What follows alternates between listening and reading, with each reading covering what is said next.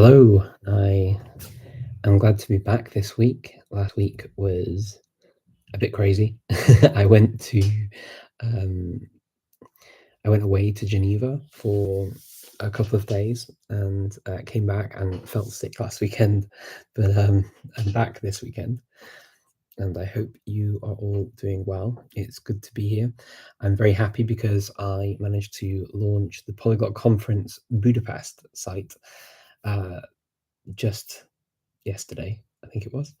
And very excited about that because what it means is that we can start getting people to apply to speak and also to get your tickets to come. And this is an event that I've been running now for 10 years. So Budapest was in fact the very first place that we had the Polyglot conference. And going back there 10 years later is quite an exciting thing. It's also, as a community event, what I try and do is to hopefully make you all feel quite special. So the building that we're having it in is actually really, really nice in Budapest. It's called the Vicador, and yeah, it's really pretty. I kind of yeah, I don't know how you feel, but when you go to a place and you feel like you're I don't I don't know, kind of like special because you're there because it's so pretty. Um, yeah, there's something quite nice about it, and I think we all deserve to feel a bit special sometimes. Call me old-fashioned, call me I don't know, a bit weird, but yeah, I like everyone to feel as special as possible.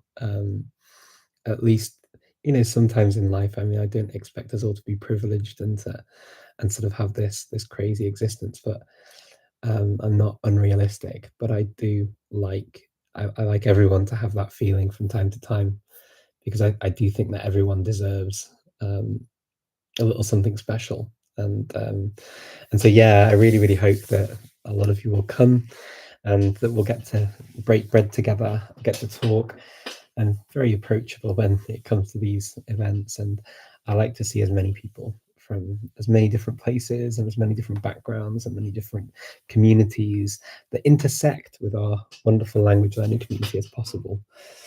And so I'm very keen on seeing as many people there as I possibly can. Um, so I wanted to talk a little bit about that, but also answer any questions you have, of course, as well, and also just to talk to you about speaking at language events generally. It's it's a really interesting thing when it comes to sort of doing 10 years of this now, and I tend not to speak at my own events. Simply because I see what I do as a platform that I provide to you to hear the voices of other people. And some of these people may have bigger platforms than I do, or even the conference, and others may not in terms of numbers of followers. But that's not really the point. The point is always to hear different voices in different places. And so whether it's somebody coming from a platform where they may have developed it to a point or sort of been very sort of good with adding lots of people and numbers, or it could be somebody who's new to this world, or they don't get heard enough. And I believe that this platform is a place to do that. I've been very fortunate and in sort of organizing the conference in past years because I've attracted media as well, and I want to use that privilege for something good. And it's a privilege that I don't take lightly. It's a privilege that I've had because of where I'm from, um, possibly related to my gender, my skin color, and so I've had people interested in uh, talking to me in media, and my way of using that and leveraging that is by making sure that anything that I do, therefore, can also be used to highlight stories, voices, and experiences of other people as well.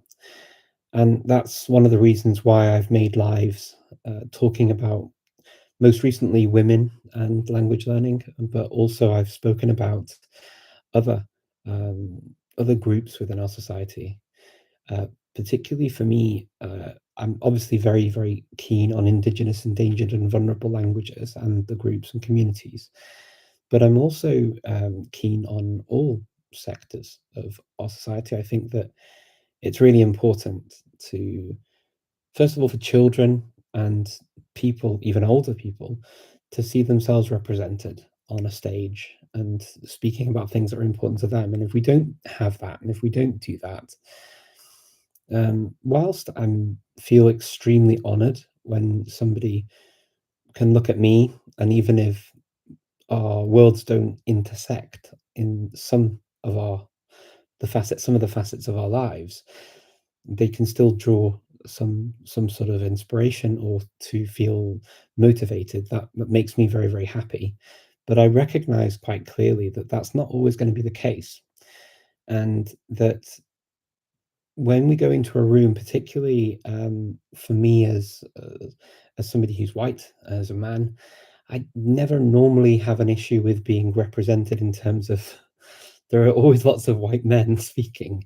So I can only imagine how it is, for example, if you go into a room and you don't see anyone who who looks like you, or who you can sort of attach a sort of okay, they're in my other group in my life that intersects this area that's important to me, of my identity, for example.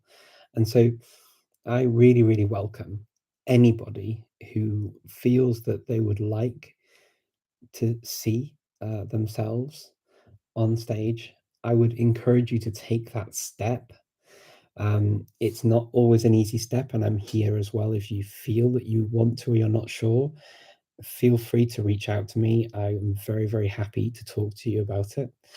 I also want you to, I want to encourage you, if you haven't seen anybody who you feel represents a part of your identity that's important to you on stage, I want you to take a big leap of faith and trust in me and be that person, so that there aren't other people that also feel the way you do right now, not seeing you represented. I want you to be that person, and I will do my very, very best to support you in doing that.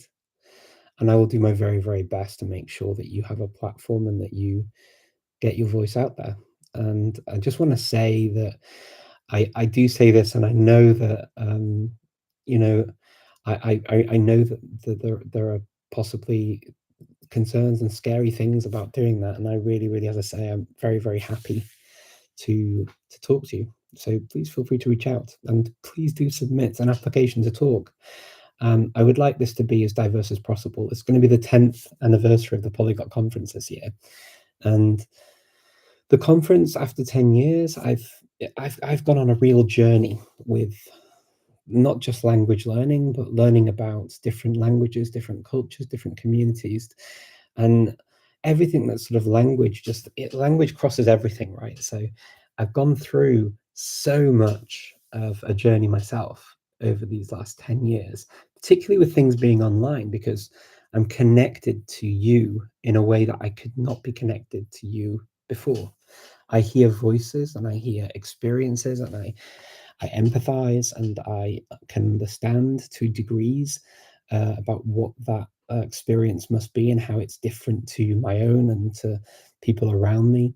And whilst I can't fully be in your skin and I can't walk in your shoes, hearing about them and helping me to get, even as a very selfish thing for me, because I'm always fascinated by other people's experiences.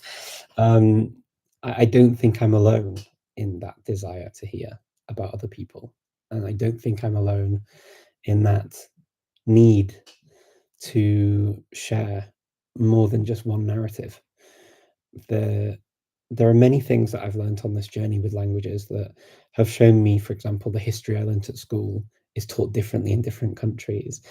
The the stories that you hear later, the things that we hear on social media now, the things that you can be in touch with, the communities and experiences and stories that you hear are just so different to what I heard or sort of really got to know about when I was younger, growing up. And if I can be part of that story of helping that to continue and to grow by offering this platform for the conference, my word, that would just be my absolute honor.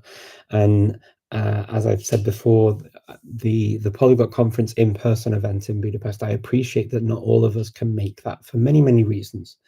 And so this is why I'm continuing with the Polyglot Conference Global as well. And so that online event will also happen this year too. So the online event, the global event, will happen from the 4th to the 8th of October, and then the in-person event in Budapest will be on the 27th and 28th. Now that's Friday and Saturday instead of the usual Saturday and Sunday, just the way it works with doing these kinds of things. But yeah, I would be very, very, very happy to have you speak at either, and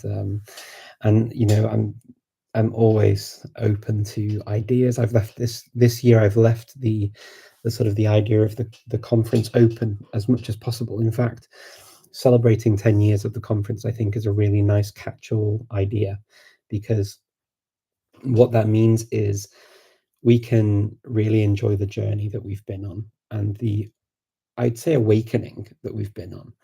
And just to talk about my particular journey with the Indigenous, endangered and vulnerable language communities, for example, the discoveries in recent years in Canada with the mass graves, and these things are just, I mean, we can't we can't, in the same way as people did in the past, sort of turn a blind eye or not write about these things and not hear about them.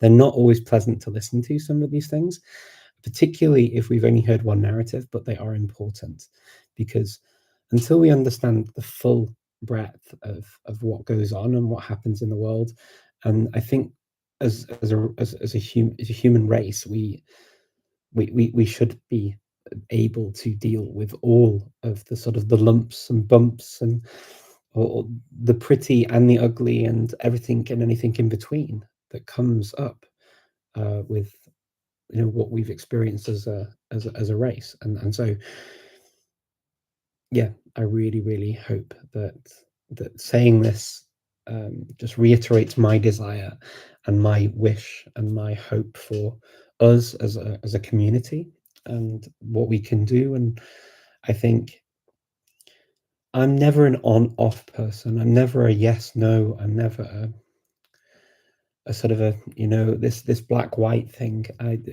It's a very much more complicated and layered world that we live in, and I've come to the realization that history is usually told. We hear about two sides of every story. Well, rarely have I ever heard of two sides of every story. It's usually at least three, if not many, many more. And it's actually the third, the fourth, fifth, sixth, seventh, eighth story about the same events that we definitely don't hear about. We may hear about the one or two, but we don't hear about the many others. And this is this is just something that I think social media has helped us to get, and I think that another platform and another place, and hopefully if I'm lucky enough to have that privilege to attract media to the Polyglot Conference again this year, and I hope that will also mean that more of these voices will be heard by many, many more people as well. And yeah, so please do reach out to me if you're in any doubt or you're feeling a bit anxious or nervous or anything. I'm very, very happy to talk to you. I'm very, very happy to support you in any way I possibly can. This is something that's important to me. And yeah. So this year, actually, at the Polyglot Gathering, I'm going to talk as well. I'm going to go there in 2 and a bit weeks, and I don't want to kind of give away my talk, but I want to talk about the politics of languages and language learning, and I think it's important. It's something that's a journey I've been on recently about what this all means, what on earth all of this stuff means. Language identity, community identity, all of this stuff is really important.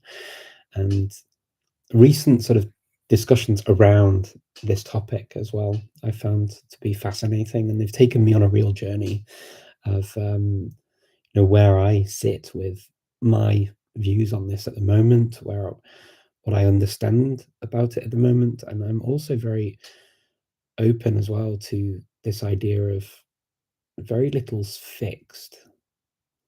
There's kind of an evolution of ideas, of identities, of so many things that I think is possibly the main thing that underpins the difficulty that we often have as individuals to get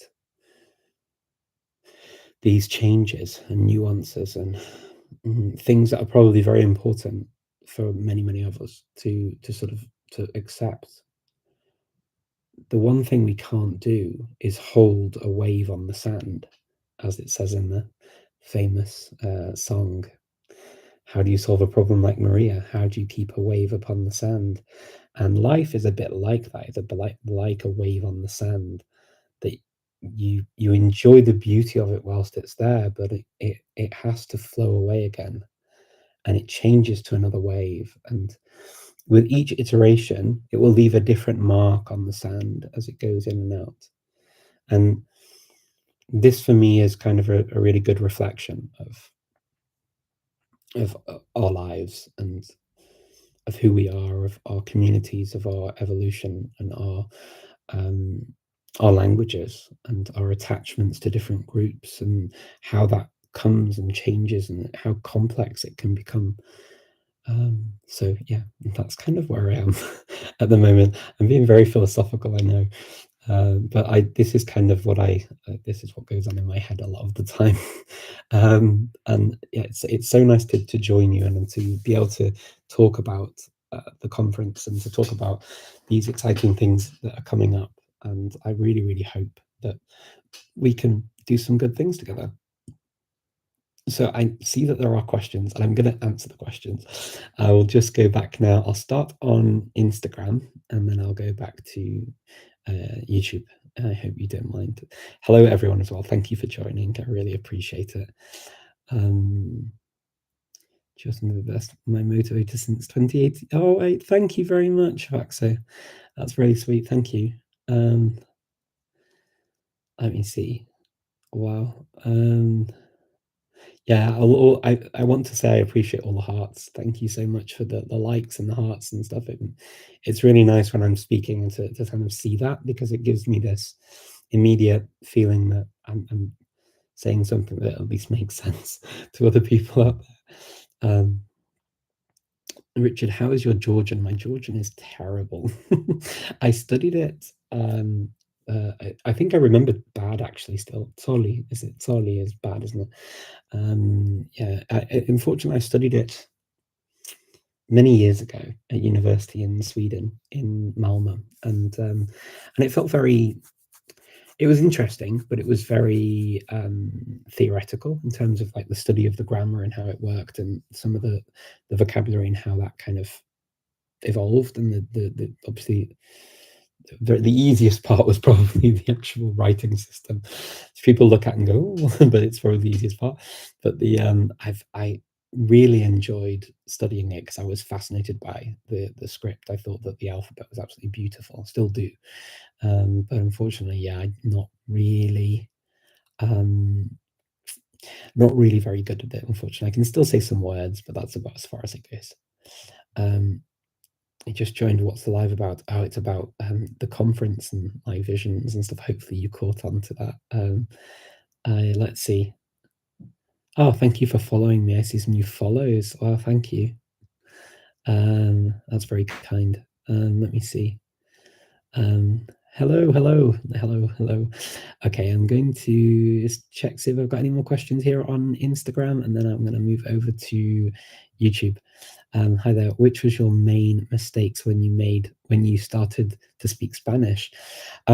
So I remember in the beginning, I found it difficult to get the concept because I learned European Spanish, which has this difference between he estado and estuve or estaba. And I found the he estado, the haber, and past participle quite difficult to get in the beginning. I was overusing it and not using estuve or fui. I was just using he ido or things like that, and that was a bit weird in the beginning because I was coming from French as my main language from that group, and in French, the French language uses um, the passé simple, which is basically the preterite, but only in kind of stories and stuff. So you don't really use it. And songs, like kids' songs and things like I have some childhood songs that I'd sing and use some of these tenses in French, but generally speaking, yeah, it wasn't. But it became normal. It surprisingly became normal, and it's actually weird for me now when I go to Latin America to to to not hear it. So it's kind of weird. It's amazing how something can be quite challenging and then it becomes normal. But yeah, that was probably the thing I found the strangest in the beginning, and possibly some of the other subjunctive. So that in Spanish you use the imperfect subjunctive, which in French you don't use in common speech. Again, it's something you see in sort of written stuff. Um, have you studied linguistics? If I were German, I'd say Jein. So yes and no. I've studied some linguistics, but I wouldn't say I've studied linguistics. I mean, it makes it sound like I've maybe studied at university, and I haven't studied linguistics like as like a full thing. But I think when you study a number of languages, there is sort of a almost by accident you happen on topics that are covered in linguistics courses. So particularly comparative linguistics, because if you're studying a number of languages from different language families, you start to make those comparisons yourself. And so I will typically be asked questions about in fact, I was asked the other week to describe how the past tenses differ between Spanish and Macedonian, and that's a very, very complicated thing to describe um, because Macedonian Bulgarian have borrowed from the Turkish idea of past tense as well, non-evidential past tense that you heard about something. It's and that doesn't exist in Spanish. So sometimes you will translate with a verb that if you tell a Macedonian speaker, they're like, but that's not what it is. Like, well, it doesn't exist in the same way. Yeah, but there you go. Yeah, that's basically all I've done. And how's it impacted my learning? So yeah, I think that the just learning the other languages has impacted my learning of further languages, just because I make comparisons very quickly, and with shared etymologies as well. I find that really, really helps. So all that really, yeah, is kind of where I am. Hello, Irish Keith. Nice to see you. Hello, everyone here. Cool. Thank you for joining. How do I improve my pronunciation in English? Well, which English is the question? Because, yeah, I mean, I guess there are definitely channels that will focus on that. I don't always focus on things like pronunciation, but I'm happy to sort of entertain those questions. Typically, the types of things that people will use are recording themselves, American English. Okay, well, recording yourself, listening to people trying to imitate the accent, recording and comparing to see if you can hear any difference in how you say it. If you're working with somebody, also finding out where the sounds are produced. That can help, so that if you're not producing a sound, getting feedback from people who speak American English. I'm guessing you're going with standardized American English, and yeah, getting some feedback from somebody from the United States who speaks that way, or even somebody who's learnt it well, could be useful. And then the other things that I would say are one thing that I've done in the past is trying to speak my language or another language with the accent of my target language. and that can sometimes help to hear for how the accent works generally. And it's easier because you don't have to think about the language. You're just thinking about the accent and the pronunciation, the porosity, the rhythm of the language, as opposed to the words and the grammar and stuff as well. If you're doing all of it at once, sometimes it can be a bit challenging. Other things that you can do is just actually focusing on words and sentences and getting them down to things that there was a really good Chinese teaching English Chinese language TikTok account teaching English, and they do it in a funny way. Actually, it's quite entertaining how they do it. But they have this Chinese student speaking English with, I guess, with a very strong Chinese accent and prosody, and then they show them what to cut off from the sort of the pronunciation to make it sound like a more natural American, United States standardized North American accent, and that was very cool. But I would say those things. So recording yourself, listening back, making comparisons, getting feedback, figuring out where the sounds are, looking for how words run together, for example, and which letters are commonly left out, which syllables are commonly swallowed. That's a thing with English. So, an American English speaker would not say 20, they'd say 20. Or they would like the 20 nini 20. So if you were to spell it TWENNY, maybe. So when they say it fast, particularly. So yeah, there are things like that if you're after the accent, you're probably going to want to listen out for how they say it.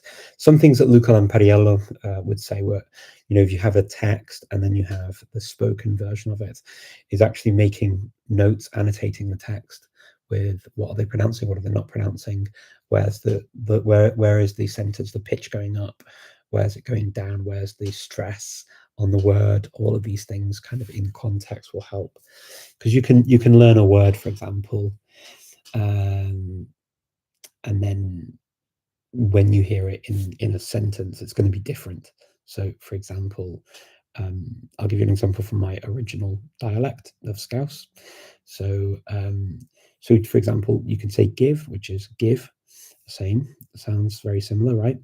And we don't say me. So you can say give me, but that would be standard English. Give us is used for to me or to us, to the group, or to me in particular. You can use it as a singular us. So if you run it together, you can say give us, but then you say giz. So you're learning giz a quid, give me a quid, give me a pound of money, giz a quid. And typically in Scouse, you would run those together. But if you were to learn the individual values, you'd say give me or give us a quid. And that's not how we would say it naturally. We would say giz a quid. So yeah, you've got to learn how they contract. This is the thing in English. Contractions are really important. And yeah, hope that helps. And this goes for any other language. I mean, the principles are the same. So yeah. How many languages do you know? Well, I've studied over 50, but I don't necessarily know. I don't know how many I know or speak at any given time very easily, because I've studied a number of languages that are related, and some of them I use, some of them I don't use, some of them kind of go rusty, and I don't really keep track or keep tabs on them all. I just simply use what I need when I need it, and if it needs working on, then maybe I'll dedicate some time to it. Otherwise, I'll just carry on studying more and kind of add to a general knowledge of language. I guess that's kind of where I am now. It's quite, yeah, you like that, Craig. I'm going to go to the comments on YouTube and just check those as well. Okay. Richard, long time. Yes, it is, Craig. It's been a while. Nice to see you. Do you know Ryan Hale? He's the latest phenomenon on YouTube, speaking Russian, Chinese, Indonesian, Spanish on Omegle. He's so wholesome too. Oh, fantastic. Wow. No, I don't know Ryan Hale, but I'll have to look out for him and see if I can find him somewhere.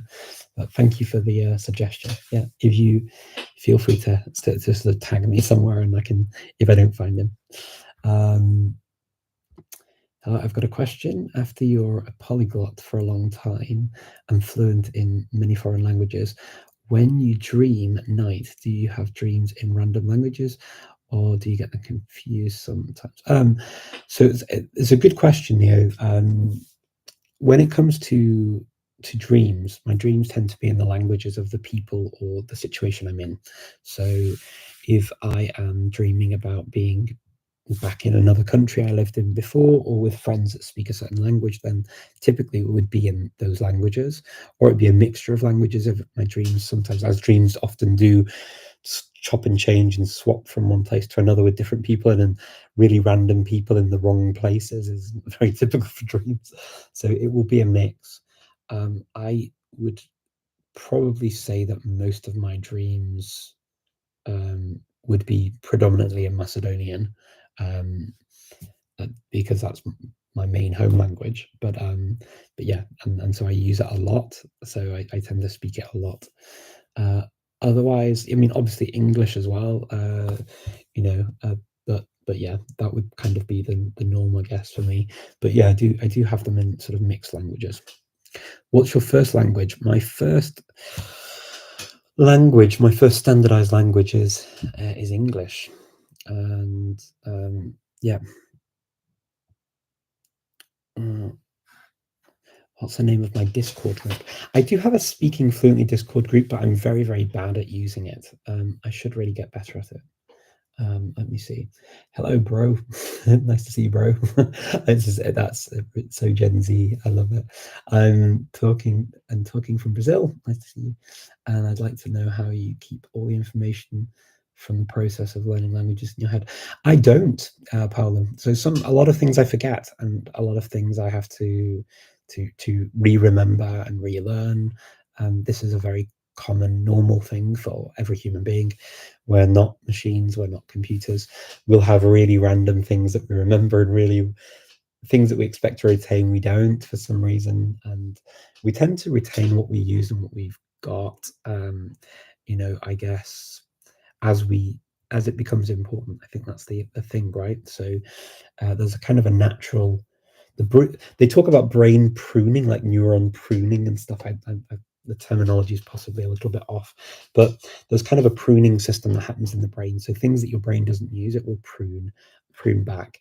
So it becomes more challenging than to use them. So which is why I think probably we experience this with certain languages that are unrelated to languages we know or use a lot, are harder to retain. So yeah, I don't remember everything. I imagine if I were able to retain all the stuff I've studied. Unfortunately not. Have you had a chance to use ChatGPT? Yes, I use it all the time. I love it for language learning. I have actually played with it for language learning. My take on it is that for Cornish, it's useless. It's not very useful. It mixes up so much Cornish and it gets it wrong and it doesn't understand it. And that's the language I'm focusing on at the moment. So it's not very useful for me for Cornish, unfortunately. I am looking at ways to make it work better for me, but it's hard. It's a hard thing. I gave it a translation to do the other day and it didn't do very well. It completely missed things, and because you can teach it to do things, so you can teach a session that you're on to sort of learn from things that you're saying, and you can correct, and it accepts corrections and says thank you and stuff. But I don't think it actually retains that.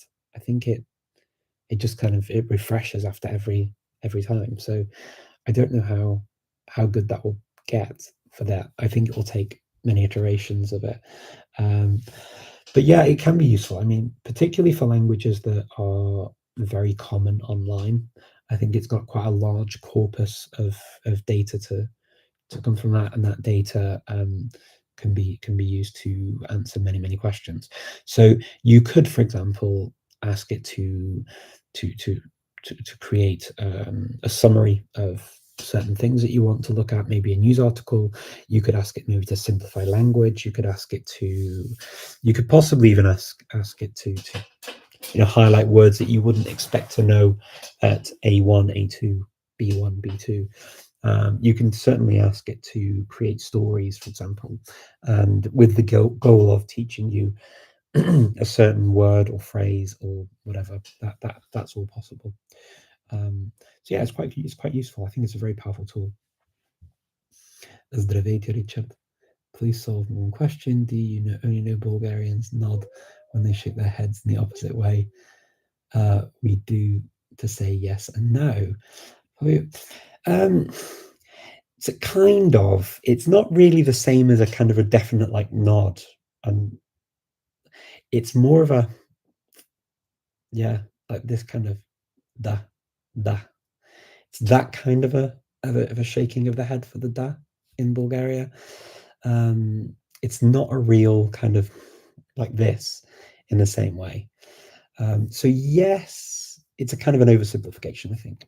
But it can be confusing when you first see it, for sure. But I don't interpret it as the same type of not. The other thing that people will do, for example, is for a no in the Balkans, in some Balkan countries, like in Greece, they'll go, and that means no. So like this, and that's a no. And that looks like it's a bit of a half nod, but it's not. It's just a no. So yeah, that happens. Trying to think of any others, but yeah, I mean the kind of that way of doing it in Bulgaria, yeah, it's kind of a da. It's not quite the same, but yeah, I know what you mean. What's your native language? I think I've answered this. So my native language, in terms of the standardized language I grew up with, is English, but my native dialect is Scouse. Hallo Richard, liebe Grüße aus Deutschland. Bist du oft hier? Ich war ziemlich oft in Deutschland. Also vor Covid war ich schon, aber in der letzten Zeit nicht so oft. Ich werde eigentlich innerhalb 2 Wochen werde ich nach Deutschland fliegen, aber ich habe nur einen Tag dort und dann fahre ich weiter nach Polen für die Gathering. Yeah. Have you learned any more language secrets over the months or years of speaking Macedonian, and how different it might be from Greek? Oh, language secrets over the months and years from Macedonian. I'm not sure. It's a different language to Greek. There's the Macedonian Greek dialect as well, which is that's a variation of the Hellenic language group, which is different to the Macedonian I speak, which is the Slavic Macedonian. There are a number of words from Greek that are not typical in other Indo-European languages. Ancient Greek is a language. When we say Greek, right, let's talk about ancient Greek, because that's the kind of one of these really important languages for many languages around the world, not just in Europe, but around the world. It's influenced so many things with terminology. And there's common terminology that's used around the world because of ancient Greek as a language, including modern Greek, which obviously is kind of the sort of the offspring, so to speak, of ancient Greek, but equally a different language in terms of they're two different languages, right? Ancient Greek and modern Greek are different languages, but ancient Greek obviously has influenced modern Greek, and it's also influenced many other languages with these sort of medical terminology and things like that. But what you see in the other Balkan languages generally are actually other words, additional words that you wouldn't find necessarily in other for languages that are further away. And I guess that makes sense, because the proximity, right, of the peoples and how they've mixed over the centuries, it makes sense that they would. So things like the word for pencil is the same in both languages. One of our words for rose is from Greek, and there are a number of other words as well that would be Greek. Likewise, they tend to share similar words from Turkish, which are also themselves words that have come from either Arabic or Persian. So there are some quite interesting cross-border linguistic features that I find fascinating with the sort of the Sprachbund, the language family grouping, the language grouping. I'm not going to say family because it's kind of, yeah, they're Indo-European, but they're still, I mean, they're different. They're different, right? Yeah, gives a quid. Check the link above, Richard. Oh, you've put a link in there. I haven't seen that. I don't see the link. I'll have a look later. Ciao Richard, ciao, tutto bene? Richard the King. Kevin, I'll give you the money later for that. That's very kind. They do that head nod in India too. Yeah. So yeah, people will do that in other cultures too. Absolutely, the sort of the nod, like the yes, but it's very similar. That's actually more similar, I would say, to when we talk about the nodding and shaking of the head. I would definitely equate what we see in the Balkans more to that part of the world, to parts of Asia. Absolutely. Um, Roses. Yeah. So rosas isn't the word that I was thinking of actually, Craig. Interestingly, there is a word trendafil, which is the word we use for rose as well. It's one of the three words that we have in Macedonian for rose. But this is from triandaphilos in Greek. Triandaphilos, which is the word for another word for rose in Greek. And it literally is obviously trianda, which is 30, and philos from sort of the petals. Philos is pages or leaves or the petals on the rose. So yeah, so we have that word, which is a word that you don't see in other languages in the same way. I also believe that the word for carnation is originally Greek as well, which is karanfil.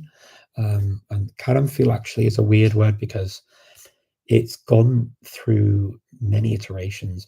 I believe that it didn't come directly from Greek into Macedonian. It actually went into the Middle Eastern languages, went all the way to even to Tamil. I think that they have the word as well, and into Indian languages. So it's gone as far as that, as the version from this Greek word. And then it's come back through Turkish into Macedonian as karanfil, and it's completely unrecognizable.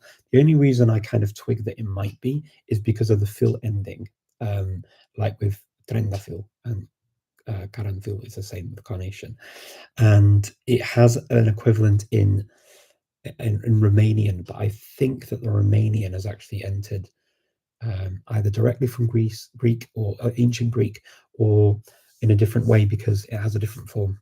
And I can't remember the form off the top of my head, but it has a different form. Let me see.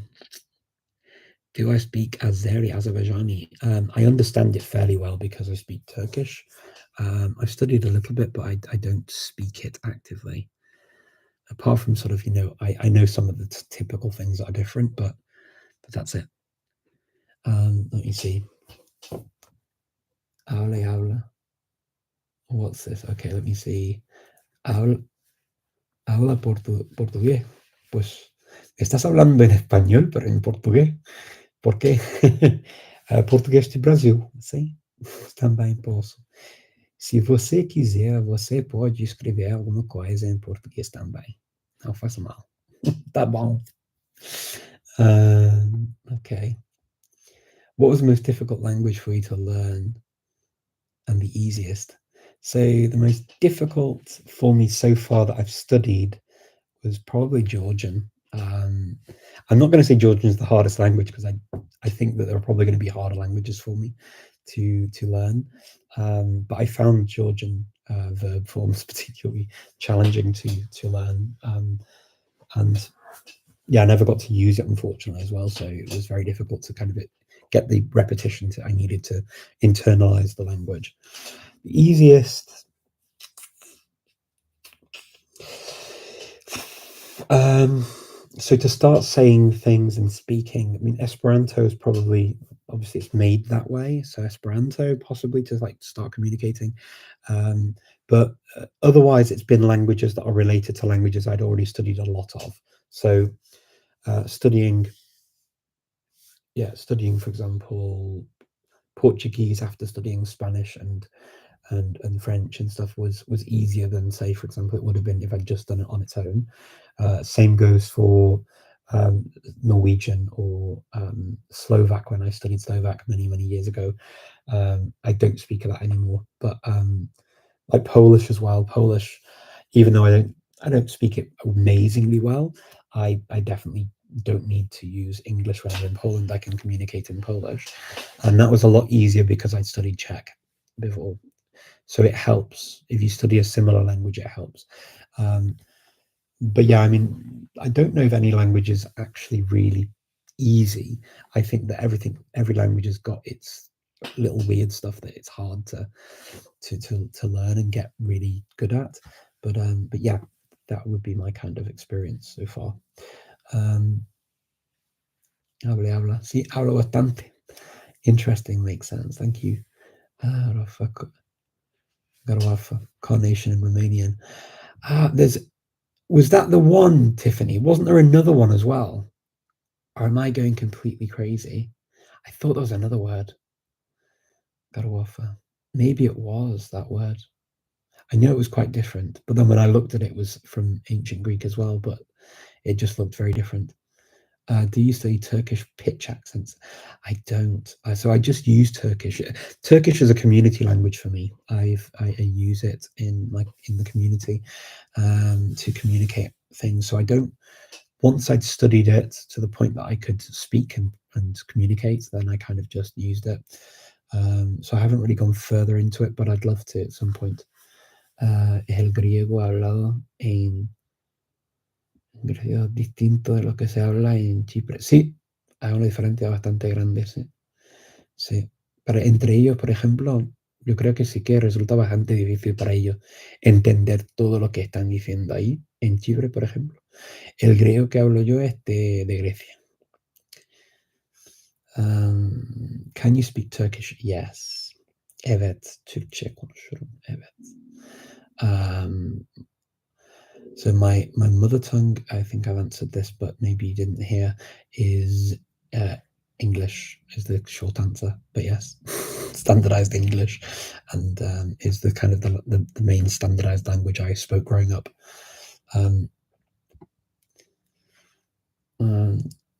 Okay. Zamenhof really showed his Polish heritage when he added cases to Esperanto. Yeah, I still to this day don't really get why we had to have cases in Esperanto, but yes, thank you, Gavin. Yes, it is. In my opinion, the easiest language in the world is Esperanto. There are only 16 grammatical rules. Yeah, you see, this is the thing with Esperanto. I think to speak it, to communicate in it, yes, I agree. It's fairly straightforward. But to speak it well and to actually get the nuances in Esperanto takes time. It's fairly complicated to kind of get those things down really well. I mean, I actually quite fancy learning Interlingua at some point. There's a really nice creator that I love. I follow on TikTok and also on Instagram, and he makes videos just in Interlingua, and I'm always like fascinated because I obviously understand it because it's meant for that reason, to understand without study.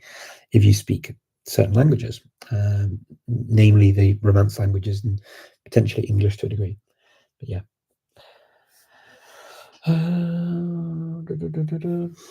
Let me see. I think it was, but it was shifted. Whereas Rose is that's a Trendafir. Okay, so Trendafir. So the L became an R for Rose in Romanian. Yeah, that's a very common switch, the RL switch. How can we be polyglots? If you like languages and you identify with the idea of learning languages that you don't necessarily need for your life, as far as I'm concerned, that's what a polyglot is. It's somebody who goes out of their way to learn additional languages that they don't necessarily need to learn for life. So yeah, or their community. Um, how many people speak Esperanto? Oh, that's a very good question, and a question that's probably hotly debated. I don't know, is my honest answer. I can't answer that question in all good conscience with 100% accuracy. But I would imagine there are quite a few because they have international events and there are people around the world who use it often. So 2 million on Wikipedia, Kevin says. I mean, it doesn't sound crazy to say 2 million. I don't know. I would guess to different degrees as well, however they speak it. I mean, you know, if you sort of look at it did well on Duolingo, for example, as a course. Uh, is there any source that can suggest you to learn Esperanto? Um, yeah, I mean, Duolingo has a good Esperanto course. That's actually one thing that Duolingo does very well, Esperanto. So you could use it. It's free. And a friend of mine, Chuck Smith, he was one of the main architects of it. So yeah, and it's a course that I know he's a labour of love, and I've met people who have done it and could communicate in Esperanto after doing it. So yeah, maybe that would be it. 1,000 native, Kevin says, for Esperanto, and how I know a native Esperantist. Yeah, I do too, Kevin. Yeah, some very nice people I've met who speak Esperanto. It's one of those languages that has quite strong reactions for some people. I like it like every other language. I really enjoy it. It feels like another language in my head, like, you know. But weirdly, in my brain, if because I kind of have I have a feeling of where languages sit roughly. I'm not saying sort of in spatially, but how they feel in my head.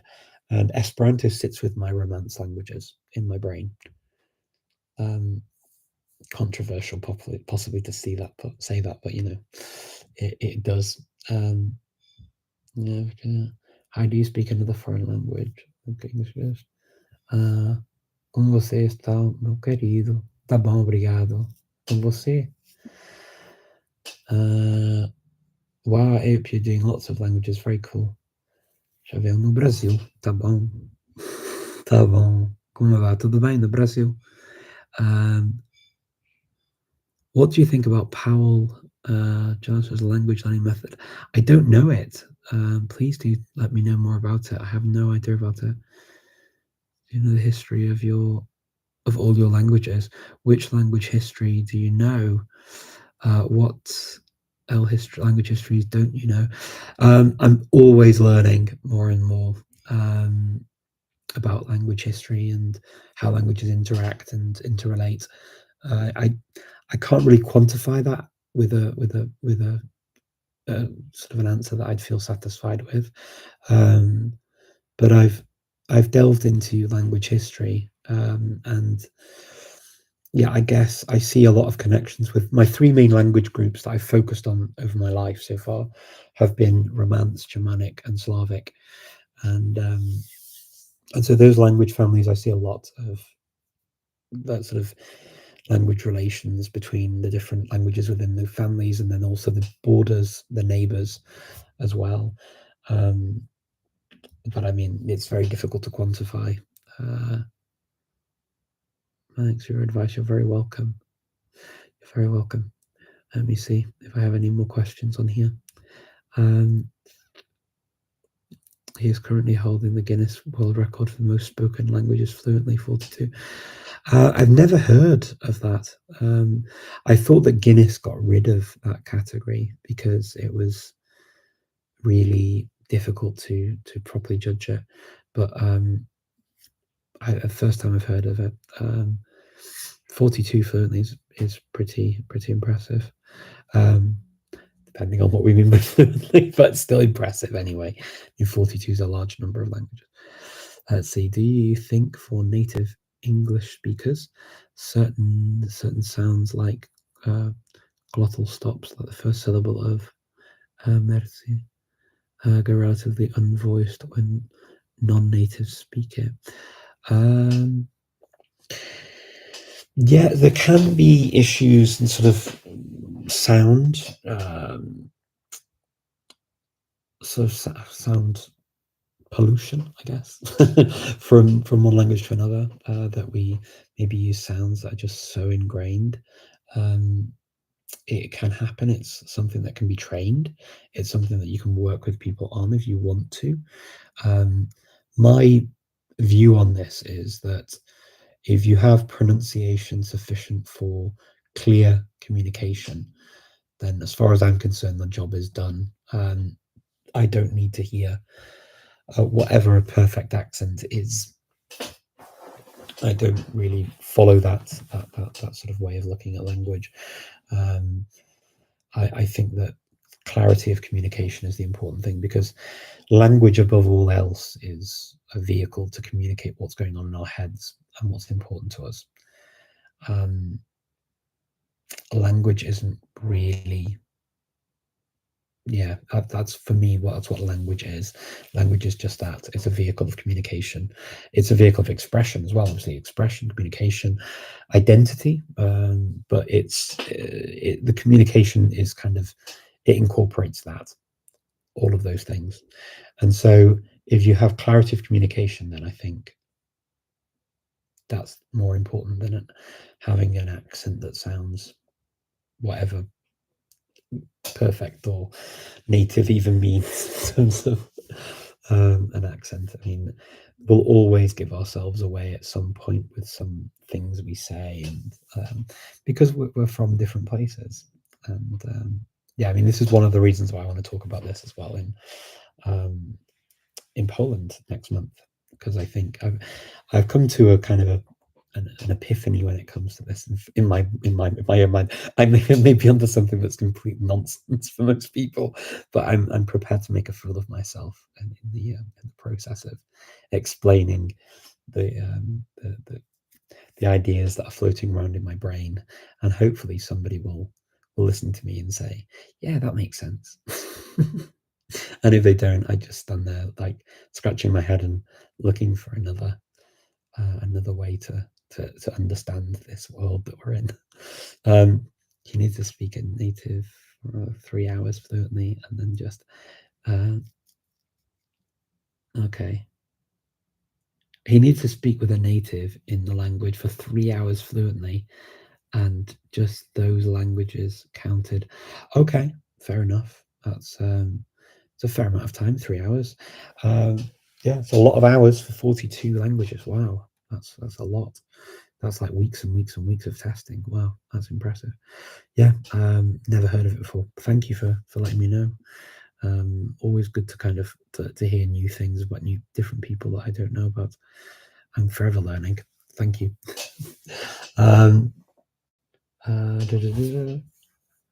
Okay, let me see. We've been waiting for a bookshelf tour video, so we got good to learn languages like Georgian and Estonian. So I did one video about my books. I've got so many of them, but I did one video a while back about the books that I have, and I should possibly do another one. I will do. If you're interested, I can do that. Absolutely. Você já visitou quantos países? Não sei, acho que mais de 70 países no mundo, sei. Bastante, sim. Have you ever learned? Okay. Qual a linguagem mais confortável para você conversar? Eu posso dizer inglês, porque é a minha língua. Então, Scouse também, é o dialecto meu. Então, isso, e depois das línguas que eu usava da criança, então seria para mim as línguas da casa, que eu uso cada dia, e isso seria para mim o macedônio, então macedônio, como se diz em português, não sei. E logo espanhol, francês e alemão. Para mim, assim, bastante fácil para usar, bastante confortável, sim, sem problemas. E logo também há outras línguas também que eu uso frequentemente, então, sim. Com português tampouco não tenho muitos problemas para falar português. Para mim é bastante natural. Can anybody learn more than 3 languages at the same time?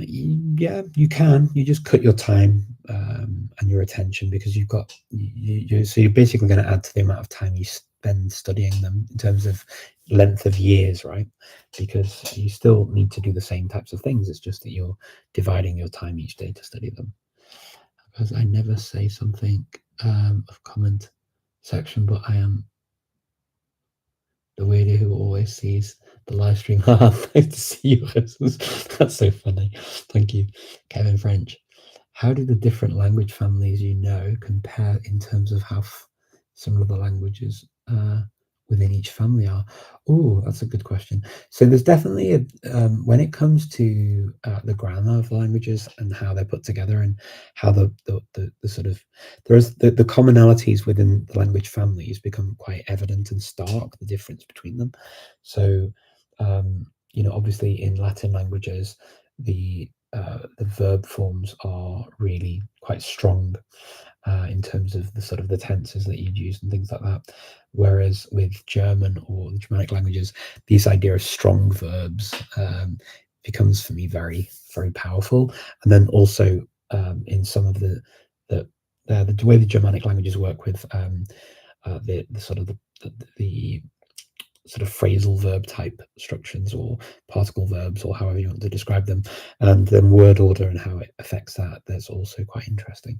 And then the other thing that really separates these are also the actual words themselves and where they come from, and the feeling that they give. For example, Germanic words and the etymologies are going to be quite different sometimes to the Latin, but there sometimes are even overriding elements of vocabulary that you get that's come from sort of an older ancestor that's been reconstructed, like the Proto-Indo-European ancestor that was reconstructed by linguists. And so you can see certain things that sort of come that way.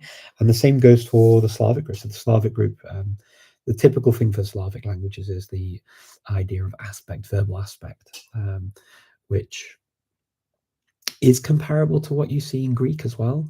There is a comparison that you can be made there. But yeah, the Slavic verbal aspect is quite special. That's the one thing that unites all of the Slavic languages. And then but then you'll get these words, like words that have crossed over. For example, let me think. Okay, so a word like chleb, which sounds like it's not related to anything, but chleb actually is leb in Macedonian, leb, lebod, leb, and it's, if you go to English, this word is also used. It's a Proto-Indo-European word, and we use it as loaf in English. So the L is there still, and then the vowels changed obviously, but the BP version of the ending in Southeast Slavic language group has changed to an F in English, which is also quite a common thing for Fs and Ps and whatever to be mixed up and to change over from one language family to another. And so you get things like that. Then you get words like, for example, kral or karol, which would be sort of king in Slavic languages, and then it becomes a name in English, Karl, and then in Icelandic, Karmathur, which would be a man. So in German, Kerl is like a guy. So this word that has sort of you can see that it means these different things. You see it in the different languages. Sort of then there are kind of obviously Greek words that have done this too. So the kind of the opposite of the other word that you get that's very common in these languages from for example, Karol or Karl or king or whatever, kung, a König, whatever, these words. The other one you get is from Greek, which is Vasilis, which is also a king, but also you see it in words like basilica. Basil, the condiment basil, is also from the same root as king. These are all words that kind of, this is where I find it very exciting. But yeah, they kind of, you see the separation in terms of the grammar and some of the vocabulary, but then also you kind of start to see how they join up as well. Yeah. Anyway. Yeah, good question.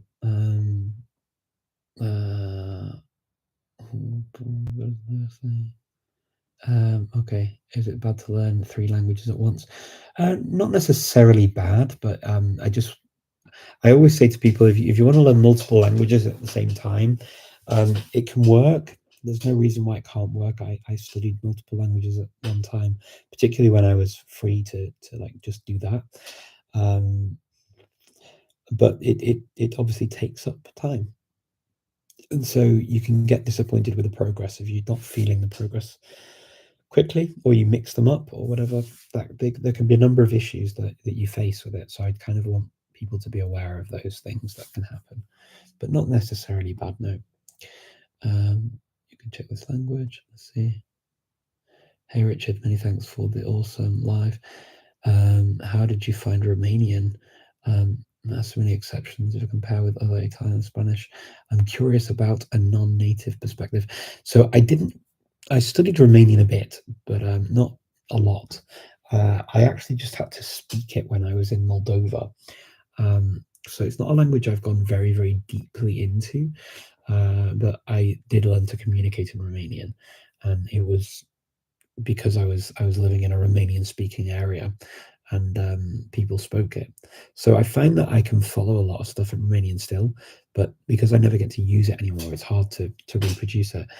There are some very interesting things with Romanian, particularly because you've got kind of those the etymology of Romanian words is very interesting, and it's a discussion that Tiffany and I have pretty much most weeks. And we talk about sort of, she's on this journey of learning Romanian too, and she comes with some great etymological stories. And it's funny, I'll hear words that we have in common with Slavic languages or Turkish, and it's quite cool. So yeah, I really like it. You're right, it is quite different to Spanish and Italian in many ways. But yeah, why did you choose Finnish and Estonian language? Finnish, I got to go to the university for a couple of months in Helsinki, so I wanted to spend time, and if I go somewhere for a while, I like to learn some of the language. And so it was a project for me. Estonian, because it was a language on Speakly that I like the sound of and have done for many years, and decided that I wanted to have a go at learning it. And so I did it for a little bit. Okay, let me see. There's the only well-documented early constructed language that is not European origin, and it is independent from fashion from the language construction that occurred in the Renaissance. Okay, that's cool. Thanks a million for that. You're very welcome. Library, Arabic script. The grammar follows the areas of Persian, Turkish, and Arabic, like Turkish. It is agglutinative. Okay, yeah, I love Turkish. Mi amigo cuando es la vida de un poco. ¿Cómo es la vida de un de cómo cómo es la vida de un políglota? Pues mira, para mí es algo normal porque uso varios idiomas cada día. Entonces, para el trabajo, para mi vida privada, para mi vida social. Entonces, para mí sí que algo normal ya. Es que llevo no sé cuántos años hablando varios idiomas cada día. Y eso sí, que es difícil decir cómo describir algo que, por ejemplo, es tu vida, es tu vida. Y o sea, a mí me gusta mucho, me fascinan los idiomas, y siempre sí que para mí es un placer. Yo gozo esto, ¿no? Es que la verdad es que para mí ver las cosas entre los vínculos entre los idiomas y tal, y utilizar mis conocimientos lingüísticos para comunicar mis ideas, por ejemplo, con otra persona, así que para mí me fascina y me gusta mucho, y es una expresión, no sé, por ejemplo, hay cosas que podría decir en un idioma pero no en otro, o tiene otro significado. Por ejemplo, puedo reírme de una cosa, una broma en un idioma, pero no se puede traducir la misma broma en otro idioma, es que no funciona. Y eso sí que son cosas para mí en mi vida privada y en mi vida así regular, que sí que me gusta mucho y disfruto mucho de esto. That's nice. Bread in Russian and Macedonian are the same. Yeah, so yeah, chleb and lep. And so you have other words as well. So for example, in Croatia, it's kruh in Croatian. They use for kind of bread loaf. But yeah, there are chleb in Czech, and there are. It's a very common word, but it's a word that it's Indo-European. Yeah, I'm glad that you like the story. Hujambo Richard. Semana Kiswahili. Unfortunately, my Swahili is not very good anymore. Have you been interviewed with Luke Ranariri at all? No, I haven't, Craig. Haven't. É forte distractivo. Ok. Thank you, Richard. Saudade tem um significado forte. Obrigado. Est-ce que votre niveau de japonais? Ouais, pas très haut. Non, je parle pas bien. Non, j'ai étudié à l'université en Suède. Mais après, j'utilisais un peu quand j'étais au Japon pour la conférence polyglotte, mais après, non, j'utilise plus. C'est difficile d'utiliser des langues comme ça parce que moi, j'habite ici à Skopje et en fait, ça s'entend jamais, je veux dire. J'ai pas de contact avec les langues asiatiques, en fait.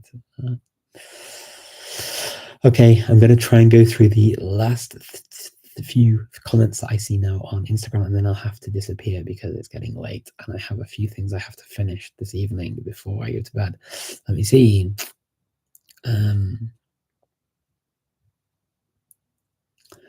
What are your strongest languages right now? So, I mean, the languages I speak at home, I guess, are my strongest, which are Macedonian, French, Spanish, German, English, clearly, and yeah, I mean, I have others that I speak fairly well, but they're the ones I use most often. Also, Bulgarian and Serbian are very normal for me. What else? Hard to say. I use Albanian and Turkish on a daily basis, but I don't necessarily think that they're my strongest languages, though.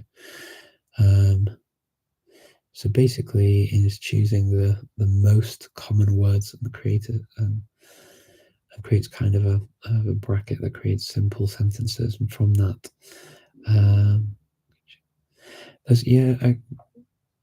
okay. So yeah, I mean, learning the most common things is potentially useful. Learning the most important things for you is probably the best, so that you can communicate.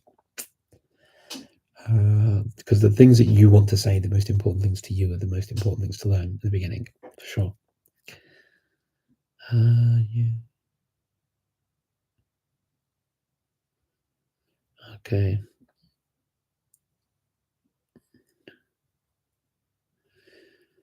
Yeah, you're just combining some matrix of languages, and you combine them. You kind of do.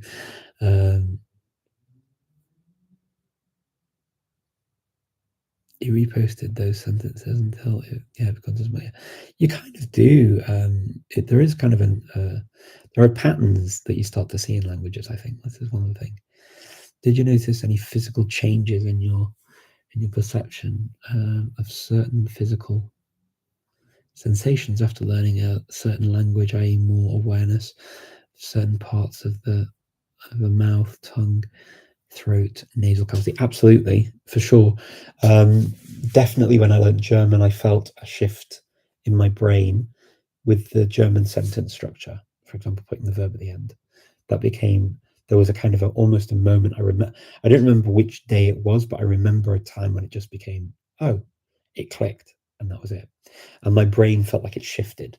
And then when I went back to speaking Latin languages again, it was a bit of a fight to make them both normal in my head, because I felt the jumping back, and that took a lot of practice to go backwards and forwards. For speaking in a certain accent or pronunciation, learning Dutch, I found obviously the sounds quite interesting for speech. There are some similarities to Scouse, which is kind of my original dialect anyway, but yeah, I'd say that. And also with Welsh, that helps with some of the Dutch sounds, but Scouse actually is probably enough. We've got the sound in Scouse, but we don't use it as often as in Dutch. I love that you were able to speak Lanka. Yeah, it was very nice to study Lanka. I really enjoyed doing it, and I wish I could devote more time to more of these languages. I made a decision that I want to really make Cornish that language that's the one I take further in terms of Indigenous, endangered, and vulnerable languages, just because it makes sense being a sister language to Welsh, and also I know people in the community now, and I'm preparing for my third grade exam in Cornish. So yeah, sigue practicando el español. Claro, claro, hablo español pues bastante a menudo, sí. Richard, I have a final Czech exam this week, and I wanted to ask about your experiences learning Czech. How do you think you learned it so quickly? I don't know if I learned it so quickly. It doesn't feel like I learned it particularly quickly. It was a long haul. I lived with a Czech family and lived with them for a year, and made lots of mistakes. And I studied at university and kind of came out the other side. But after I'd studied it, I don't think I felt as confident as I thought I would in Czech. And I think really the time when the Slavic languages really made sense to me was after I'd been speaking Macedonian at home for maybe 5 years, I guess. Then it really started to make sense. And now when I hear Slavic languages, any Slavic language, it really doesn't feel very foreign, which is quite an interesting thing. So even if I listen to like Slovene, or even if I listen to Ukrainian or whatever, and I haven't studied them in much depth, it doesn't feel like I'm listening to something that's like really wild and out there. It's quite understandable to me. I think it's because I studied and used, one from each of the main three branches in my life on a daily basis. Yeah, but yeah, for Czech, it definitely didn't feel. When I went back to Czech Republic and I used it again, and now on TikTok, for example, I get a lot of Czech content, so I listen to that a lot. So I listen to people talking, doing lives on various topics, and I just follow it and listen to it. But I don't know how well I'd speak it now. It'd be quite weird, but yeah, possibly I'll probably get to use it in Poland with some other Czech speakers when I'm at the gathering. Also next year I plan on learning Russian. Yeah, it will help with Russian, of course. If you study Czech, it helps with other Slavic languages. Can you give us a full-on Scouse accent? Well, I mean, that's just normal for me to talk with a Scouse accent. So, yeah, I mean, it's totally normal. It's not something I have to think about very, very much, So, I mean, that's like standard English, right, with a Scouse accent. So, definitely not. That was like the way I spoke when I was a kid. And you've got other Scouse accents as well. So, like, if I were to do the old-fashioned one, like Ringo Starr, for example, you'd say, he used to do the Thomas the Tank Engine thing, so I'll do something from that. He'd say, Thomas the Tank Engine went into the station, and the Fat Controller was waiting on the platform. And it's got this nice porosity to it. It's kind of this different, yeah, it's just a different way of using Scouse, like, it's not the same. But yeah, I mean, it's the original way I spoke growing up as a kid, so it's pretty normal for me. Let's see. You waved. Thank you. I've been studying it for 4 years and finally making sense. Yeah, it takes a while, doesn't it, to get it? It really does. Let me see. Okay, I'm gonna make a move in a second. I can see there are a few more comments on YouTube, but I'll do my best. If I can answer them, I will quickly, but I'm going to go after this. Learning Russian at the moment. Russian words are super long and really struggling memorizing the words. Yeah, it takes a while. Absolutely takes a while. Breaking them down helps. Breaking them down and pronouncing the in the sort of in the different syllables will help. But yeah, it really does take time. It's very normal that it's it takes time. It gets more normal and it gets easier over time when you've been exposed to it for a while, when you've tried to use it for a while. And if you keep making mistakes, don't worry. I make gazillions of mistakes. I still make mistakes in, I'll sort of I'll get tongue tied and say this wrong. It doesn't matter. It doesn't matter. It's all fine.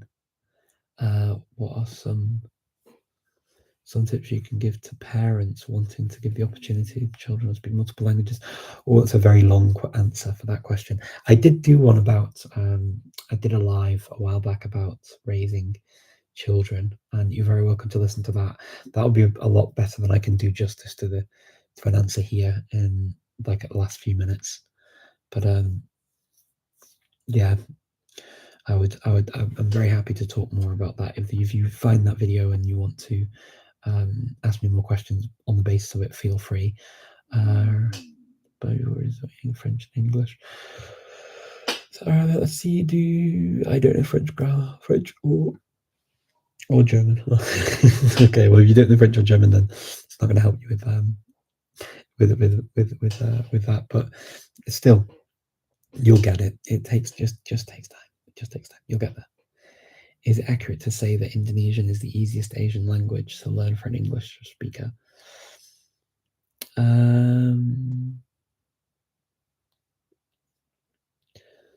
Is it the easiest to communicate? Possibly, yes. I'm not a huge believer in this easy hard thing. I think there are hard things about, or easy things about, lots of different languages in different ways. But yeah, generally speaking, I mean, you can learn to communicate in Indonesian fairly quickly. Yeah, and there are lots of words. It's easier to pronounce than, say, a lot of the tonal languages or languages with very specific sounds. It's easier for you to pronounce. So yes, I'm going to say yes and get off the fence. I'm going to say yes. It's probably the easiest one that you're going to come across and get to use, because you do get to use it. I mean, yeah, you even got to use it in Malaysia, and yeah, Malay and Indonesian are fairly close, and I got to use Indonesian in Malaysia as well as Indonesia, and yeah, it was. I mean, I'm not particularly good at it, but I could communicate.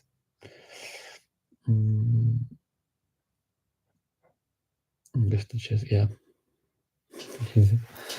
Thank you very, very much for joining me.